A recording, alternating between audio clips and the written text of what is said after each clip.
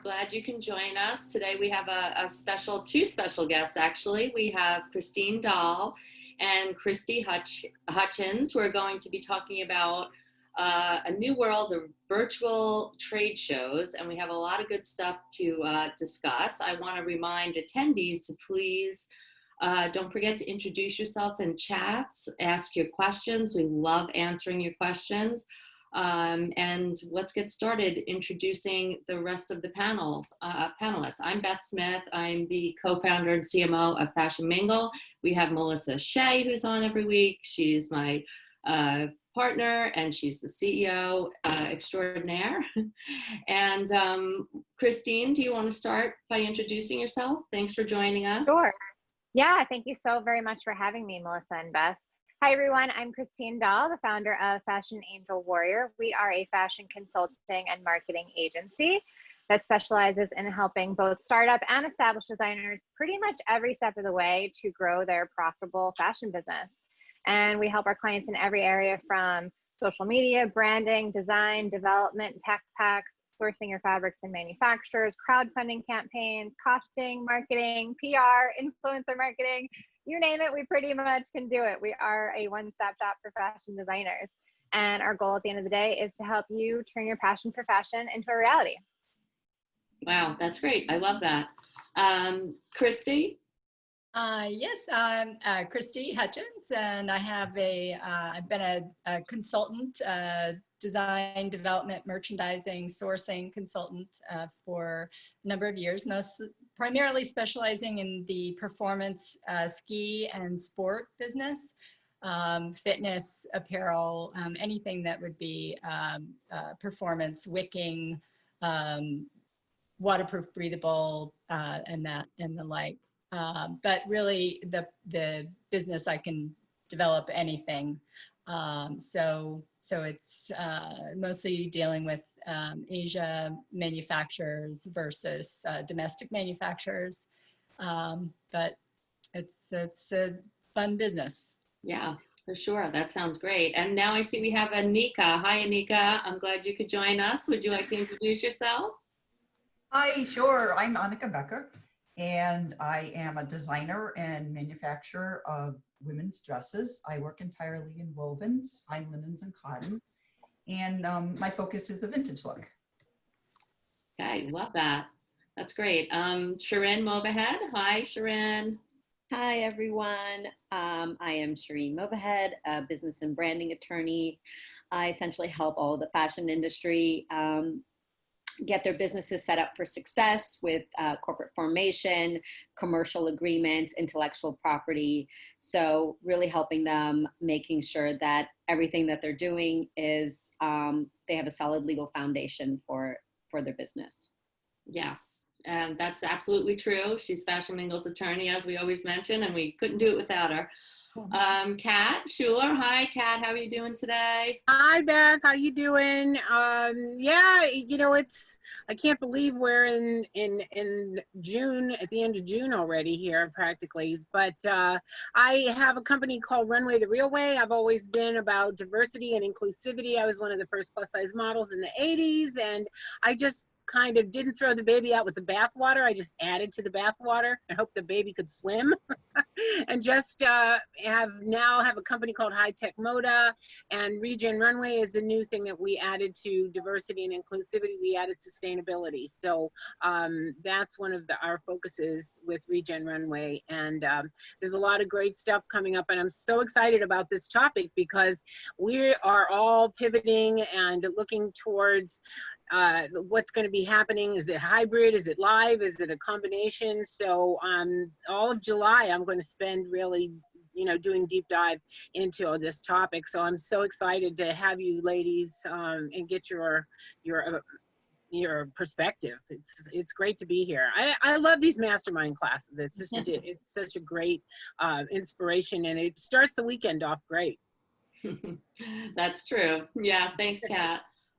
Okay, Dee Rivera. Hi, Dee. Hi, Beth. Hi, Melissa. Thank you for having me. I am the Dee Rivera from DCG Media Group, we are full circle integrated marketing, branding, advertising, and PR. We work with lifestyle brands, and we own a couple of fashion platforms ourselves. And yeah, we're happy to be here. Could you turn it up a little bit, Dee? Can you hear me? Yeah, we have to have Dee scream, and maybe Annika too. Her volume was a little bit low. They Well, just have so much to say. Anyway. Well, so I'm Melissa Shea, best partner with Fashion Mingle, and we're so excited to have Christine here today. Christine's been a member of Fashion Mingle for a really long time, and she's one of my favorite people to follow on Facebook and Instagram, and because she really knows what she's doing with how she promotes her business, which is, you know, mostly a virtual business with consulting. And so I really encourage you to follow her, because if you need to get better at social media, Christine is a great person to learn from. And then of course she also does a lot of amazing classes. So how are you doing, Christine? How's life as a new mom? Oh, I'm doing well. I'm doing well. Yes, thank you so much. And thank you for your kind words, Melissa. Yes, I'm doing good. You know, COVID, thank God, we are pretty much a virtual business. I don't have a physical office. I work out of my home already. So not so much changed in that regard. All of my team, for the most part, worked remote, except for one assistant, and now she works remote, and that's totally fine. The other changes have been more, you know, my husband is now working from home, which now we share an office, which can get a little, you know, crazy sometimes. Yes. Using the printer. And yes, exactly. And then I, you know, for the most part, at least in the beginning, lost my childcare. And even now it's just been, I have childcare, but it's part-time and it's just different, right? So we have to take other precautions. We have to do other things. I happen to live in the New York City, New Jersey area where most people don't own a car. We take mass transportation, and now people don't feel comfortable taking mass transportation or even taking an Uber that people are kind of getting in and out of. So we've had to just adjust things. But thank God business has been good, and we've only gotten more busy because of COVID. Yep. I feel like I'm drowning. Well, you know, it's a great time because people have more time to focus on improving their skills and improving their business. Yes. And that I'm sure you're just getting people coming out of the woodwork who are now they have the time. So in many ways, it's been a blessing. I know it's been a blessing for Fashion Mingle to be able to have more time to really focus on what we should be doing about building our business. Because otherwise, me and Dee, and probably me and Kat, would be running around New York City putting on events. Right, exactly. And so Beth is really glad I'm not doing that anymore. For sure. So, but yeah, that's fun, right? So, well, we're so excited about what Texworld's trying out. That, you know, Christine and Kat, I know you guys, and Christy, of course, we've all seen each other many times at Texworld. We're so grateful to Texworld for always giving us a booth on Resource Row, and Christy comes and sources for her clients, and Catherine, I know you're always keeping up on the trends and coming to the talks, but Christine, you also do tours, right?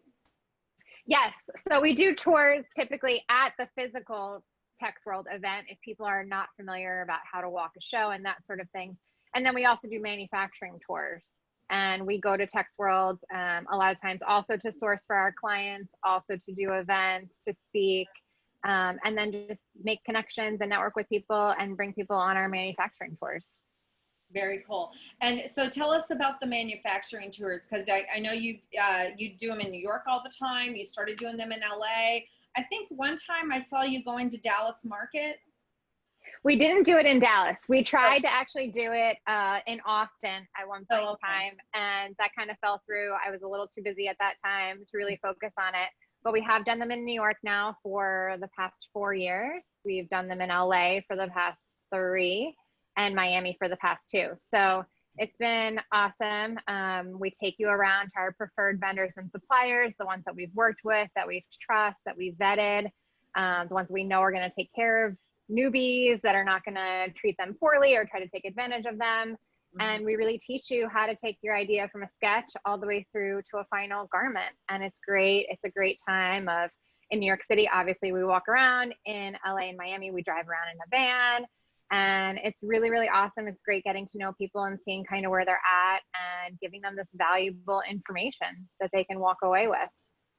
Well, I think that's what's so amazing about your program is that you have your trusted vendors that you use, and vetting that kind of information for fashion designers is, I mean, just has to be such a gold mine, and it's worth, it's definitely worth working with you and going on those tours to get people that are already vetted to work with. Yes, definitely. I mean, I've heard so many horror stories and even experienced them either myself firsthand when I had my own fashion line or through my clients that come to me after something horrific happens to them. And it is devastating sometimes. You know, they could spend $20,000 making samples that are just not even made correctly or don't have a lining inside or something, you know, crazy kind of happens. We even had one girl come on our tour one time. She had gone to a manufacturer before the tour and they kind of told her like, no, we're not going to work with you. Then after she came on the tour, she went back to the manufacturer because now she had like the skill set. She knew what questions to ask. She knew what to look for. She sounded more intelligent and she could go back to them, and they decided to end up working with her. So it really does make a huge difference in your business, especially when you're getting started. Yeah, absolutely. Well, so Textworld is, they're trying something new, like everybody, and they're a big company. So this is a major shift for them. They are taking Textworld online. And why don't you tell us, because you're one of their official brand ambassadors. So tell us what they're doing that's going to allow fashion designers and brands to source in a virtual world. Yeah, so this is kind of uncharted territory for everyone, right? Including Textworld.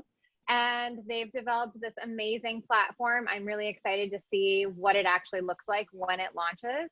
But the platform is going to be amazing. It's going to have live seminars streaming. It's going to have virtual booths where people can come and check out your company. Vendors can upload their website, upload photos, upload videos. All the important information that they want to showcase, right, can be uploaded to this virtual booth. You can go, you can chat with them, you can have a one-on-one video call that you set up with them. And so it's definitely going to be very interactive as we can make it virtually. And I definitely think there's obviously a lot of pros and a lot of cons. And I know we're going to talk about that a little bit. But it's exciting. It's exciting to see, you know, how can we make this virtual? How can we continue fabric sourcing and apparel sourcing in a time like this when everyone has to stay home or doesn't feel comfortable traveling?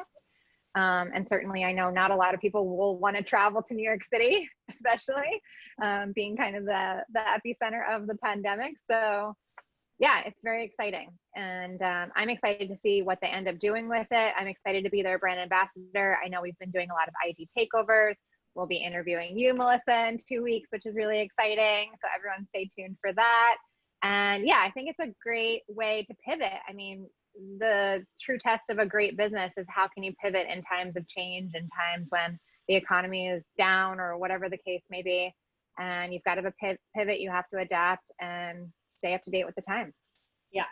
So now normally what happens at Textworld, if any of our audience has not attended before, is, you know, it's at the Javits Center. It's a gigantic building with tons of, you know, like, I don't know, is there 1,000 exhibitors in there? Do you know off the top of your head, Christine?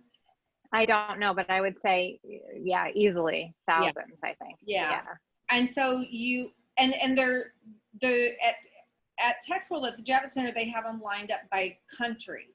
So, which is interesting because I guess you know immediately like what country you want to work with. And so I'm assuming on the new virtual platform, do you think they're going to have it set up like that? Or do you think that you'll be like, how will you find the exhibitors that you want to talk to on the virtual platform? Yeah, I am imagining a virtual map per se of what the layout would have looked like, let's say at the Javits Center with, okay, this area, let's say color coded in yellow is the USA area. This area color coded in orange might be the China area. And then maybe there's other filters by fabrication type. I mean, Texworld is really great about being able to filter things and search by company name, product category, fiber, content type, all that sort of thing. So I'm sure they're going to have some kind of capability on the website. Yeah. Yeah. And they've had that in the app already, right? People have been using a Texworld app for a while to plan out their event. Yeah. So I mean, in some ways, I wonder if, when I was talking to Eileen about what they were doing, I thought, this actually could be a super benefit for designers because, it's kind of awkward when you're in that big trade show and you go up to, you've got all these booths and, you can start talking to people, but I don't know. I kind of love the idea that you can actually book a one-on-one session virtually in the new platform, which could actually make it feel a little bit more comfortable for people to have a one-on-one conversation. What do you think? I think it will help a lot with people who are shy and maybe don't feel comfortable networking, or newbie designers that don't quite know what to say yet and don't kind of know the questions to ask. You may not, I find that a lot of designers going to Texworld get overwhelmed. They're like, oh my gosh, so many booths. Where do I start? Where do I go? And they kind of end up just going to a seminar and then leaving because they feel so overwhelmed. Yeah. And so my hope and desire is that maybe they will go into these virtual booths, right, and start chatting with someone. And it's really easy to chat. It's like a text message, right? You don't have to show your face. You don't, maybe have to even put your full name, who knows? But, I think that if you're shy, if you're not quite sure where to start or where to go, that makes it a lot easier for you to kind of get started. Mm-hmm. Cool. And so in order to attend the virtual trade show, people need to register in advance. So we actually have a link that we'll send you that you can register, or you can go to texworld.com and to sign up. And then you'll get invited to the platform as a attendee and see all the different features. So, sourcing is always a challenging problem for designers. And, could you tell us like how you help designers understand, how to avoid mistakes when sourcing, and also just like how are they going to be able to, since the textiles are not there for them to touch, how are we going to get over that barrier? Right. So yeah, there's a lot of mistakes, and I do a lot of talks on, biggest mistakes to avoid when you're starting a fashion line and that sort of thing. And there's definitely a lot of mistakes on the fabric side and both on the apparel manufacturing side, which Texworld is Texworld for the fabrics, and then Apparel Sourcing USA for the apparel manufacturing side of things. So on the fabric side of things, I always tell my designers, it's really important that you source your fabrics first and then design into them. I see a lot of people do it the reverse. They design their line, they have this vision of this fabric in their head of some sort, and then they go and try to find it. And that might work for certain things, right? If you're doing bathing suits and you're going to use some kind of poly nylon span fabric of some sort, right? Okay, fine. If you're doing a t-shirt and you're going to use a simple jersey, okay, fine. You can probably design and then source, right? But for a lot of things, dresses, maybe you're doing tops, bottoms, whatever the case, the fabric might inspire you and inspire your entire collection. And what you have in your head may not actually exist, or if it does exist, you might not actually be able to afford it. So I had a client one time, she had this idea for these huge round polka dots, all over her garments. And I said, I think you're going to have a hard time finding those big polka dots. And I said, you could print it, like you could develop your own print and then go and print those polka dots. But she couldn't afford the high minimums with printing. She couldn't afford the high price for printing your own fabric. for the retail price that she wanted for her line. And so she designed this whole collection, and then it was useless and she had to kind of start all over again. So that's number one. I would definitely say, definitely go in the right order, source your fabrics first, and then try to design into them. And then number two, I always say source any novelties first. So a lot of times in a collection, maybe you have 10 pieces that you're just getting started with. You're going to have some solids, and then maybe you have some novelties. Novelties could be things like lace or tweed or some kind of textured fabric of some sort, right? And so typically novelties don't come in a plethora of color options. They may only come in like 3 or 4 options. And so you'll want to source those first. And then if you have to match some solids back to it, it's going to be easier because solids typically come in a huge plethora of colors. And so again, if you do it the reverse, it's going to make your life a lot harder. So better to source those novelties first and then try to source your solids. That's definitely number two. Now, the third thing I would say is there's a huge misconception on how long it can take to source things. Sure, I've seen people go to a show and find exactly what they're looking for on the first shot. It's the perfect weight, it's the perfect hand and feel and drape, and it's the perfect price, and they're good to go. But that's very rare. And we've even had, I have a client right now we're doing a pleather jacket for, and we have been sourcing this pleather for probably 10 months because we thought we liked one, we made up a sample, then we decided, okay, it's too stiff, then we got a softer one, but that one was too soft, and now we're back to the drawing board. You know, so there can be many iterations. And due to COVID, we even had to pivot some of the stuff. You know, we wanted to get stuff from China, but then we had to go to Italy because China was closing, right? And then Italy was closing. So we, you know, had to really pivot a lot just due to what countries were even going to be open and available to ship in time for us to get what we needed. So I always say, give yourself ample time to source, especially if you're doing anything that's eco-friendly, sustainable.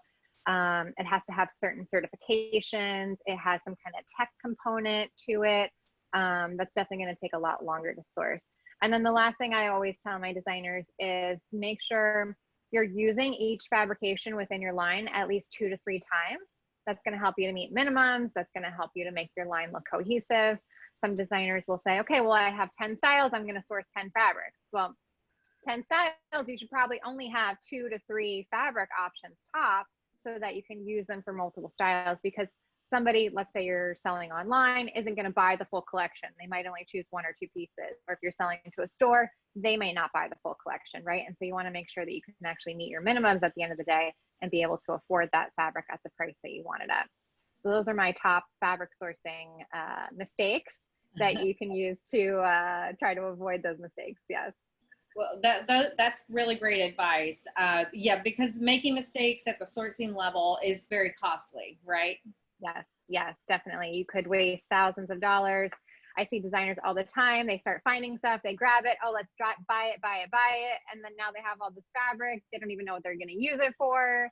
They didn't even buy enough of it. Now the supplier doesn't have any more when they go back to get it again. So yeah, it's really important that you don't make some of these crucial mistakes. And going back to your question about, you know, the tactile part of, obviously we're all used to going in person, sourcing fabrics, feeling them, touching them, so on and so forth. Obviously you don't have that as part of a virtual show, but a lot of times you can tell a big difference by looking at a photo. And you can also ask the vendor to show you a video, right? So let's say you do schedule a one-on-one video chat with a vendor. You can say, hey, I'm looking for this type of fabric, whatever it is. Have them grab a bunch of headers. They're going to be in their office, so hopefully the stuff is readily available and they can kind of show it to you. And they can kind of wave it up and kind of show you with their hand on top of it or under it, you know, how it drapes, how it looks, how it feels. And a video does help tremendously to figure out the drape, the hand feel, the weight, the shine of something. So that could definitely tremendously help in substitute of actually feeling it yourself. Very cool. Well, I want to bring on our 2 designers, Christy and Annika. Christy, I know you go to trade shows all the time. You've been to Textworld, you go to a lot in Colorado, you've been to them overseas. How are you feeling about having to use a virtual sourcing strategy now? Well, for years, I've gone to these different trade shows, and I felt that, I'll make a connection, and maybe I can't go the next season or whatever, and I'll try to use their online, online resources, either their website or, video chat is now so much more prevalent. So that definitely helps, as Christine mentioned. But, for years I've said, and maybe the pandemic will force companies to keep their catalogs on their websites updated, because I found great frustration for years with trying to source things virtually, or request samples back and forth, and that was another thing that a tip that I wanted to indicate, is that especially for new designers out there, generally if you have real business and you have you have earnest intention to buy something, and the company wants to, generally they'll want, well, not generally, but sometimes they'll come back and say, okay, we'll send you this, this stack of samples, but you have to pay for the ship. We want your courier number, and that shipment can cost $200 depending on where it comes from. Even just for an envelope, it's crazy, how much shipping costs are for things, because it's not only the shipping costs, it's the duty and the taxes on top of that when you get something in. Shipping charges are one of the most horrendous issues. Now, my issue has always been, and what I come back to them with, is that, they're trying to sell their product. I'm the buyer, and not that the buyer has to be, queen or king, but, it is a relationship. And if they want to sell their fabric, then, I have to, see it in some way at some point after you whittle down. So, to me, that's an investment. And if they're not willing to make that investment in sending it, and they want me to front that cost, then, I move on to somebody else, because it's just, they're in the business to sell their fabric. Now, again, my hope is, with all of this, they're now going to be forced to, to up their websites and their virtual sourcing capability. There's also another thing under the wire, that there's a lot of Amazon sellers out there, which I'm sure Christine, may or may not have come across, increasing, by the minute, I think. But, those are people that have no idea what they're getting into, many of them. And so even more critical, for this virtual world to grow. I'm hopeful. I mean, in terms of it will be a lot better situation. But that's. Christy, are you gonna attend the Textworld virtual show and try it out?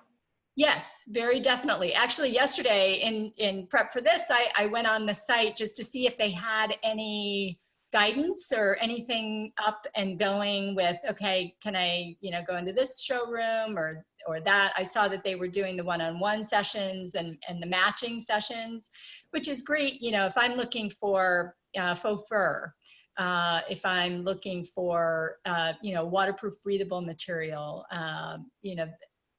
specifics, and I think in terms of approaching a virtual sourcing event, the more specificity you can have as to what you're looking for and what you need, the better. The other thing I think that people can do is work with what they're, especially if they're smaller and they don't have the MOQ of, capability to reach those minimums, is work with what the manufacturer might already buy. So, not necessarily in a novelty, like Christine said, that would make your line unique, but in those basic items that they might be running day in and day out, that you can design into and then have less exposure. Because one of the things I've always found is that the mistakes are, you never want fabric sitting around, excess fabric sitting around. You would, I worked for a company one time that the purchasing department was buying the MOQ, which was 1,000 yards of a color. Instead of, okay, they needed 50 so that we could do the production, but they were going, or 300 or something, and they were going out and buying the MOQ for this fabric. And then we found we were having these, 800 yard excess material, sitting around, and we were changing the color next year, which was ridiculous. So, you really have to look at, okay, all the suppliers will say they have 1,000 yard MOQ or a 500 yard MOQ. They will all allow you to order less. I've ordered 100 yards of things for samples. And yeah, it costs you another $1 or $2 a yard to do that, in, depending on the fabric. But you don't want that excess fabric sitting around. It will kill your business. Yeah. Excess fabric, excess inventory, any of that. I'm mentoring a young man right now that has a direct-to-consumer business, and he ordered a lot of excess inventory, and because he didn't know that he could, he thought, oh, this is going to blow up, and it takes longer than you think it's going to. It does. And so, so it's always sitting and pushing, it never hurts to ask the question. If they say no, or we can't do it, or we're too big, you're too small to, if you can't order that, whatever. Okay, then fine, you're not the right partner for me. But, yeah, so it's best to be conservative on those orders and just ask the question if they can meet you. And if it's not the right fit, it's not the right fit. And it is a really good thing to sell out and to be able to have on your website. There was a website I saw the other day. Can't remember the name of it right now, but she kept her pictures on the site, but they were grayed out, and it said sold out on the corner of the picture, which I thought was brilliant, because she had it's called Ursula Celeste, I think, U/C, and NY. She's out of New York, and she just books. She basically makes a small batches and sells out, and then goes on to the next. Right. And which is a really good thing. Yeah, absolutely. Well, one last question I had for you, Christy. Now, the trade shows that you normally go to for outerwear in Colorado, are they talking about doing anything virtually? Outdoor Retailer is doing a virtual trade show for spring, and so that will be an interesting. It's Outdoor Retailer is the show that for years it was in Salt Lake City, Utah, and they moved, basically sticking behind their guns of an environmental conflict issue with the state of Utah. So moved that show to Denver about 2 years ago, and so now it's all at the Denver Convention Center, which is terrific. You can get inexpensive flights in and out of Denver. It's I love it there. In the winter I can go skiing. It works out great. Yeah. So. Well, Annika, so you're a fashion designer that has your own line, and I suspect you do a lot like what Christy says. You create a small collection and you sell it out. Tell us about your business model and how you source your fabrics. I mean, I encourage everybody to check out Annika Becker designs.com, because if you need the perfect summer dress, they're adorable. I mean, they're so pretty. I just love what you do. So tell us about your process of how you source and produce your collection. Oh, we've let can you unmute? She's on mute. There you go. Okay, can you guys hear me okay? Yeah. Just really okay. loud. Yeah. Okay. Well, thank you for the nice words. And I will talk a little bit. I'm down here in Washington, D.C. So I'm up in New York probably several times a year sourcing fabric. it's a combination of going to some of the shows and then individual companies or distributors that I've set up relationships with. I love this idea of a virtual show. I've been to Texworld. Yes, it's overwhelmingly large. And at the same time, I'm pretty old school when it comes to fabric. I love to handle it. I live for fabric.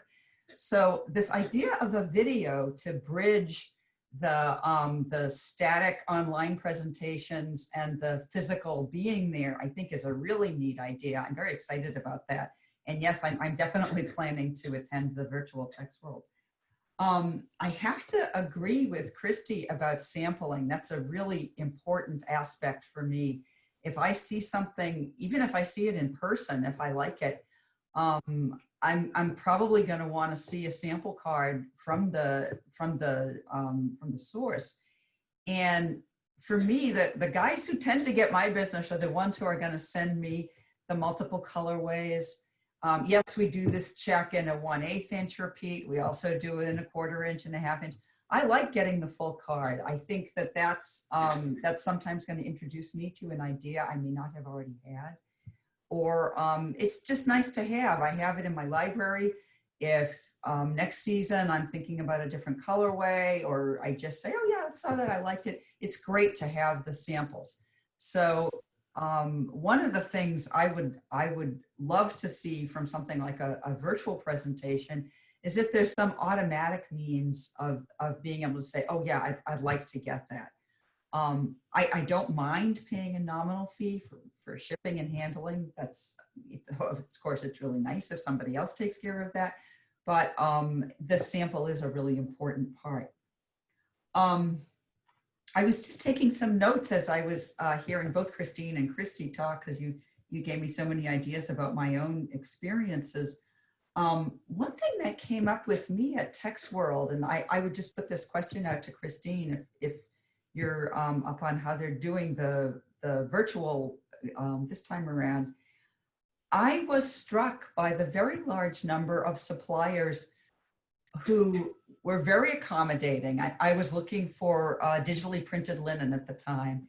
And oh yes, they could definitely do what I wanted. But most of them were telling me I had to submit the fabric design. And I could conceivably do that. I love the idea. It's a huge lead time compared to simply getting the supplier to provide me what they've already done. But I was a little surprised at how common that was. And as I thought about it, and I thought about the resources I would need to put into this, working with my graphic designer and getting files ready and so forth, I wondered what kind of protection these designs have when I send them to a mill, often overseas, that I maintain the intellectual property. And I didn't know if that would be something that is something Textworld is thinking about as they go virtual, or if anybody has any insight into that. Yeah, I mean, I can speak to the fact that a lot of digital printers are that way, in that they just handle the printing of the fabric. They don't handle the fabric design. I would say, you know, a handful of the ones I work with will have some graphic designers, print designers on staff that you can then hire, and they'll charge you either a project fee or an hourly fee to design the print for you. I kind of have my own print designers that I work with and trust and have worked with in the industry that I recommend to all my clients. So we kind of usually go that route. And then of course there's print companies that specialize in print design that you can go and purchase ready-made artwork and change a couple of things, or you can hire them independently to also design prints for you. So I would say that doesn't shock me. I'm used to seeing a lot of print houses, not digital print houses, not actually provide any kind of design support and just print the fabric. Maybe Shirin can kind of speak to the law side of it and copywriting prints and things like that. Yes, absolutely. Thank you for bringing that up, Annika. That's an incredibly important point that any designer needs to have when exchanging their designs or discussing their designs with any third parties, which includes your manufacturer, your sourcer. To the extent that you're creating those designs and sending them out, you want to make sure that you have a contract with them that explicitly says, you know, these designs are yours, and to the extent that they are going to use it on, you know, the fabrics to create that for you, you're going to maintain that intellectual property. And you want to make sure that that contract with the manufacturer, if they use their own template contracts, you want to make sure you have someone review it and ensure that you are absolutely protected, because it's not, you'd be surprised, it is not part of what they would normally put in a contract, right? I mean, manufacturers want to be able to take a great design and use it if possible. So you want to carefully read those contracts that you have before you submit any of your own personal designs to them. And that works the same way with anyone else that you're working with your designer, right? You want to make sure that that agreement that you have with your designer that's creating that design for you, if you're not going to do that yourself, has a work for hire clause in there. And that makes sure to protect you. So even though that designer is creating that design for you, you own that design. That's part of your company. So then you can go ahead and make sure that you register that, whether it's a trademark or copyright, you know, whatever that design may be, and you get all of the full protections and benefits of using that design. Mm-hmm. Thank you. That was great advice. Catherine, did you have a comment or question? Yeah, I wanted to ask Christine, the Fashion Angel Warrior Tours, are you going to do a virtual tour? Are you going to take people around to the rooms still? Because I know there's a lot of hand holding with this, and I just wondered if you were going to have that, because I have a lot of people that would want to do that. Yeah, so it's interesting that you bring up the virtual tours. We've done them in person up until this point. At one point in time, I think 2 years ago, I thought of launching a virtual tour, and I polled my audience, and they didn't seem to want it. And so we never launched it, and rightfully so. I mean, I understand there is something about taking the day off, going in person, feeling and touching, lunch. and yes, I'm a visual person. I totally get it. And so I have thought about it. We did actually just hold our first LA tour since COVID happened 2 days ago. Yeah. And obviously we took all the necessary precautions. We had everyone wear masks, and we had Clorox wipes and hand sanitizer and everything ready, available.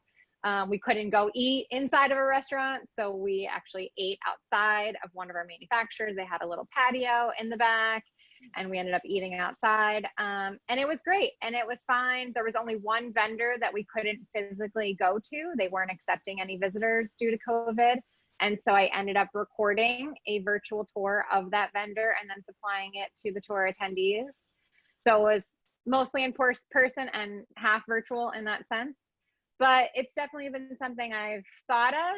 I don't know if it would hold the same weight. I think people still would want to come in person. We've had multiple people come even to several of our tours. Like maybe they'll come to the New York one, then 2 years later they come to the LA one, and vice versa. So that's always really interesting. But yeah, it'll be interesting to see what happens. We don't have any tour dates planned as of right now.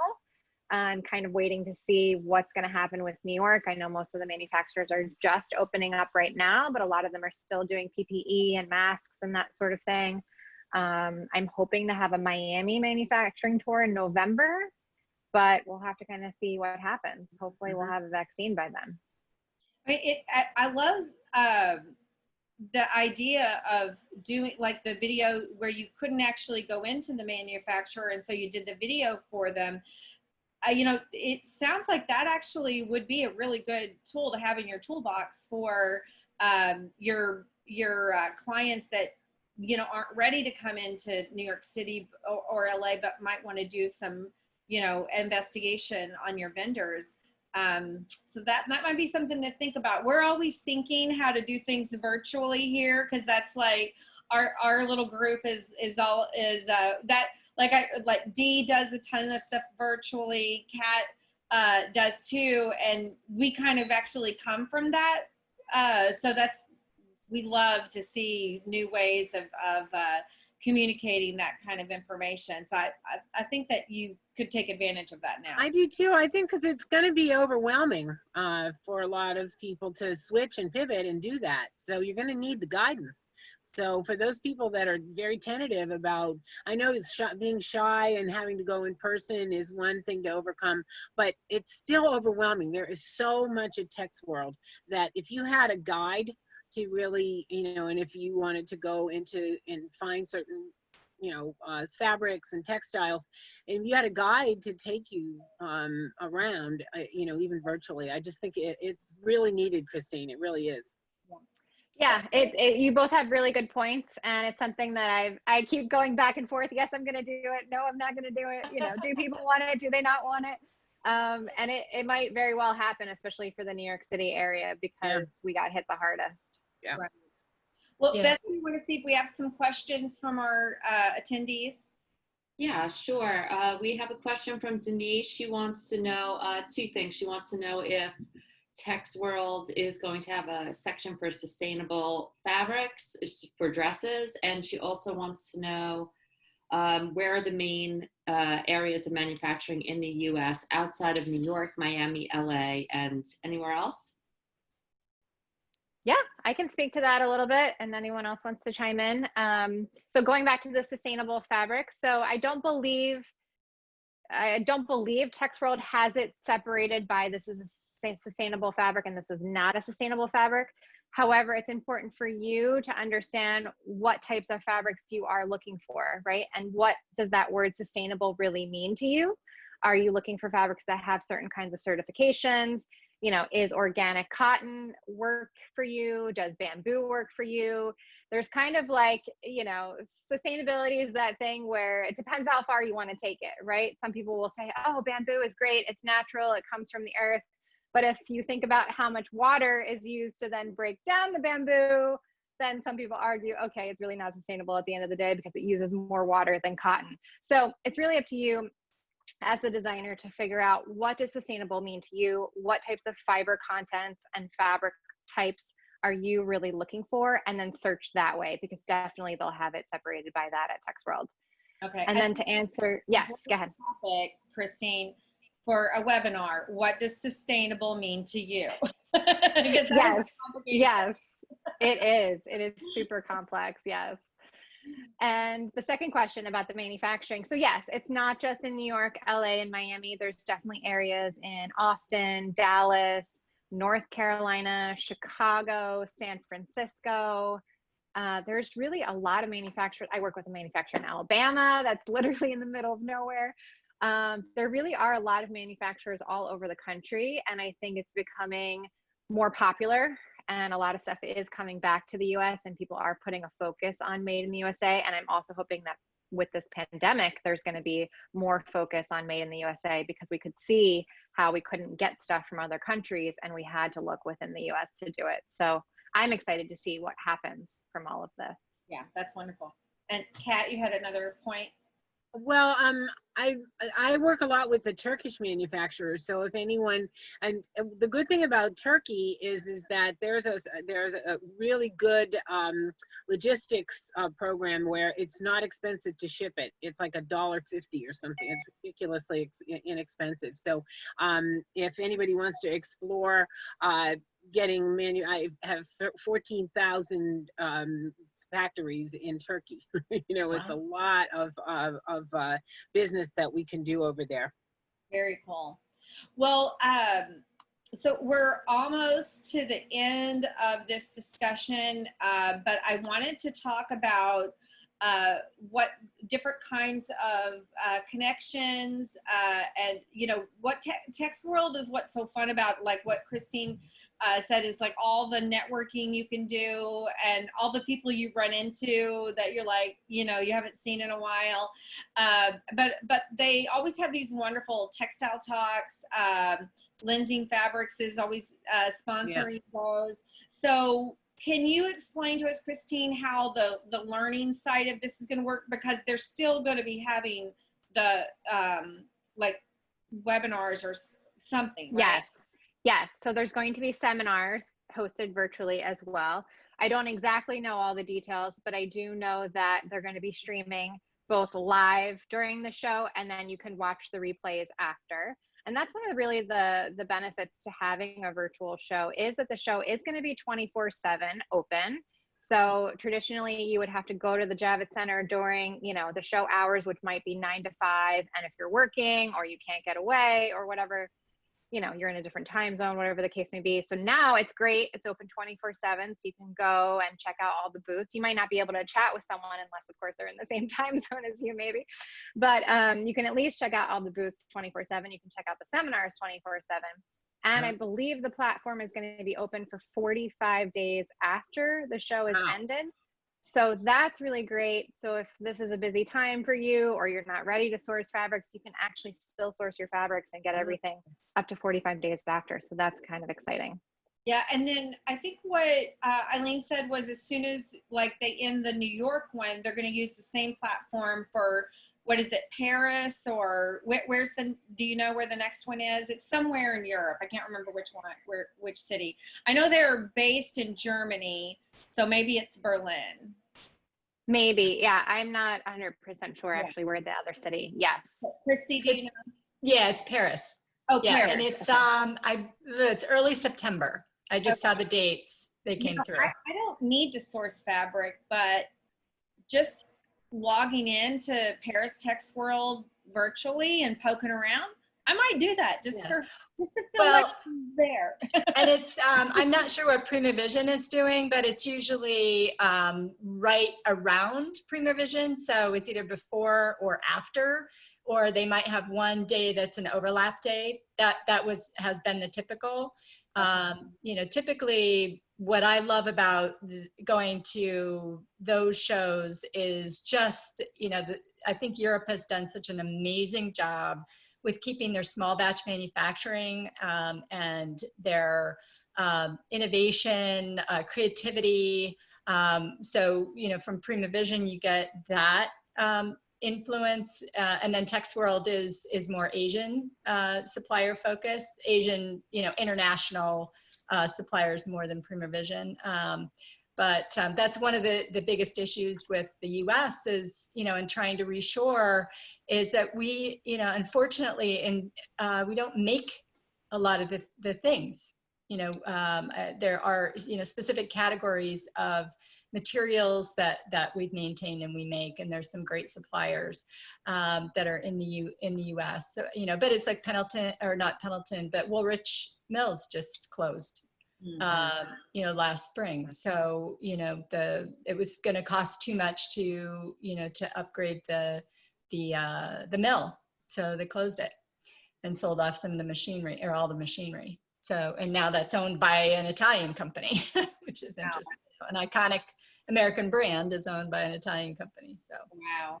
Yeah. Well, we Texworld has been so wonderful to invite us on Resource Row every year, and we're actually going to be putting on Mingle mentor sessions at Texworld, and so what they would like us to focus on is marketing. Because, you know, in subjects related to business, like what Shirin does and what Dee does, because they will be having, you know, the seminars like what Christine was talking about, that's really going to be targeted toward, you know, information about sourcing, sustainability, and things like that. And so they're asking us to focus on topics related to business and marketing. So how this is going to work for us is you will find Fashion Mingle on, you know, in the platform on Resource Row. Christine, will you have a booth on Resource Row as well? Yes, we have a booth as well. Yep. Okay, so you can book one-on-ones with you, or is that how you're doing yours? Okay. Yeah, I think it's one-on-one video calls that you can book. There's going to be a calendar, I think, or some sort. Yeah, and then I think how we're going to do it a little bit differently, where you'll actually we'll have because we may have several going on at one time, and we're going to do it through Zoom. So when you come to the Fashion Mingle booth at Resource Row, there'll be a link for you to click, and that will allow you to see all the different meetings we'll be having. So like with, if you need to talk about business, you know, setting up your business properly, will be, you know, Shirin will be available during a certain time, and you can join that meeting. or with Dee, if you want to talk about doing, virtual events or any kind of she's like a specialist in getting people on television. So if you have a brand that, you'd like some exposure on TV, she's a great person to talk about that. So we'll have a full lineup to find us that way. And then we're also having a happy hour. Cool.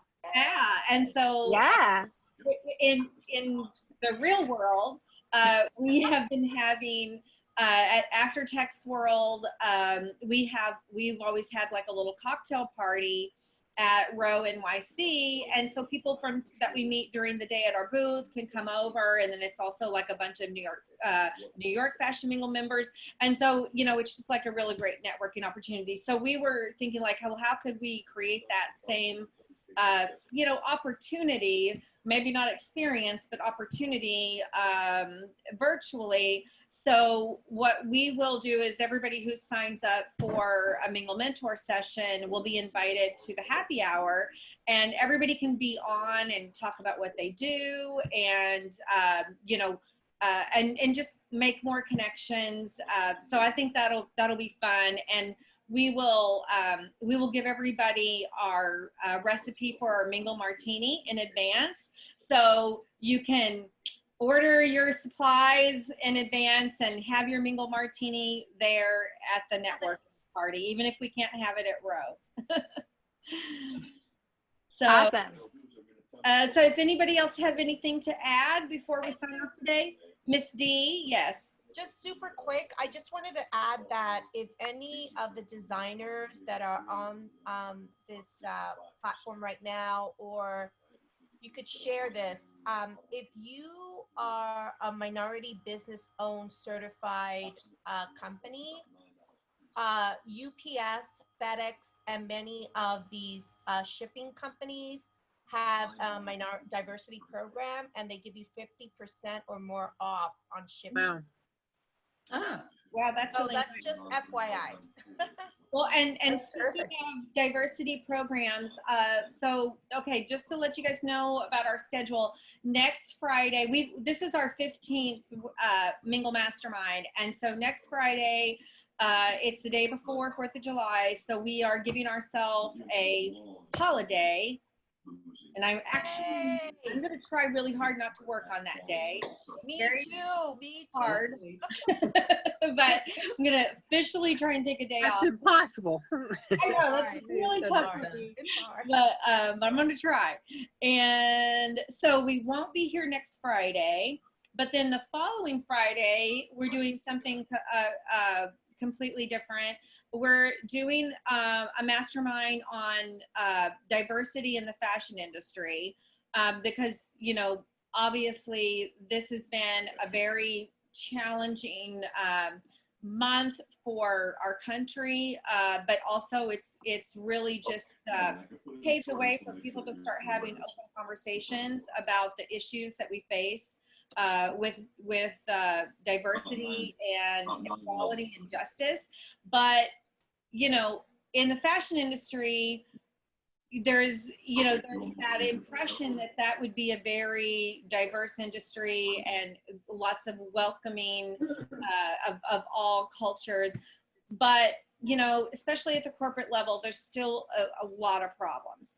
And so how we're doing this mastermind is that we've invited on 11 Fashion Mingle members who are people of color.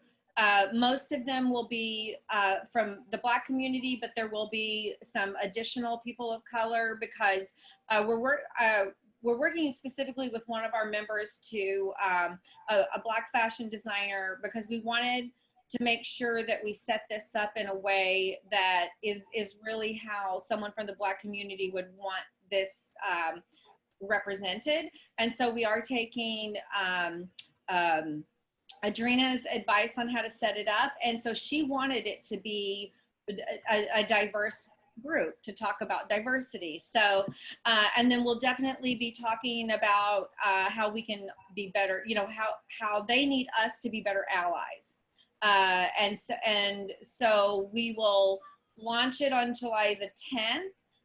We're also going to use our Fashion Mingle platform for essays, so our members can contribute articles about their experiences in the fashion industry, and also their ideas on how the fashion industry can be more diverse, and you know, really be a global leader, because you know, the fashion industry should be a leading industry for diversity, and it isn't, and it's really embarrassing, and it's time for that to change.